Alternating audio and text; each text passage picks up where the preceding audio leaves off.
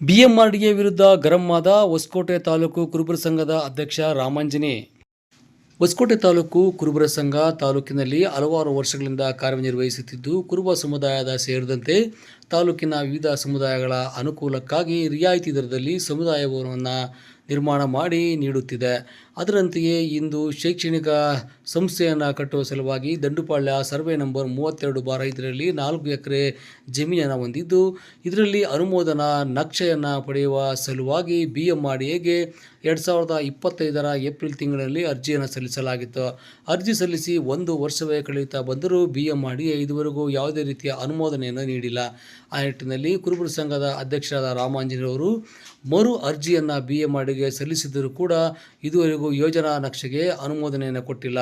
ಅವರು ಕೇಳಿರುವ ಎಲ್ಲ ದಾಖಲಾತಿಗಳನ್ನು ಕೂಡ ಒದಗಿಸಲಾಗಿದೆ. ಆದರೆ ಮೀನಾಮೇಷ ಎಣಿಸುತ್ತಿರುವುದು ರಾಜಕೀಯ ಪ್ರೇರಿತವೋ ಅಥವಾ ಮತ್ತೇನೋ ಎಂಬ ಪ್ರಶ್ನೆ ಉದ್ಭವವಾಗಿದ್ದು, ಶೀಘ್ರವಾಗಿ ಅನುಮೋದನೆ ನೀಡದಿದ್ದರೆ ಬಿಎಂಆರ್ಡಿಎ ವಿರುದ್ಧ ಪ್ರತಿಭಟನೆ ಮಾಡಬೇಕಾಗುತ್ತದೆ ಎಂಬ ಎಚ್ಚರಿಕೆಯನ್ನು ಕೂಡ ನೀಡಿದ್ದಾರೆ. ನಾಯಕರ ಜಮೀನಲ್ಲಿ ಶಾಲಾ ಕಟ್ಟಡ ಕಟ್ಟಲು ಅನುಮೋದನೆ ಕೋರಿ ನಕ್ಷೆಯನ್ನು ಅಭಿವೃದ್ಧಿ ಮಾಡಿ ಅಪ್ರೂವ್ ಮಾಡಿಕೊಳ್ಳಲು ಕೇಳಿರ್ತೇವೆ. ಈಗ 1 ವರ್ಷ 3 ತಿಂಗಳಾದ್ರೂ ಇದುವರೆಗೂ ಯಾವುದೇ ಇದು ಕೊಟ್ಟಿರಲ್ಲ. ಸಂಬಂಧ ದಾಖಲಾತಿ ಪೂರ್ತಿ ಕೊಟ್ಟಿರ್ತೇವೆ. ಪೂರ್ತಿ ಕೊಟ್ಟಿರೂ ಅವ್ರು ಮೀನಾಮೇಷ ಎಣಿಸ್ಕೊಂಡು ಅಲ್ಲೇ ಇಟ್ಕೊಂಡಿದ್ದಾರೆ. ಸಂಬಂಧಪಟ್ಟಂಗೆ ರಿಮೈಂಡ್ ಲೆಟರ್ ಅರ್ಜಿಯನ್ನು ಕೊಟ್ಟಿರ್ತೇವೆ. ಆ ಅರ್ಜಿಗೂ ಇದುವರೆಗೂ ಯಾವುದೇ ಕೊಟ್ಟಿರಲಿಲ್ಲ, ಉತ್ತರ ಕೊಟ್ಟಿರೋದಿಲ್ಲ. ಈ ಉತ್ತರನ ಕೊಡದೆ ಹೋದಾಗ ಮುಂದಿನ ದಿನದಲ್ಲಿ ನಾವು ಸಮಾಜದಿಂದ ಹೋರಾಟ ಮಾಡಲಾಗ್ತದೆ.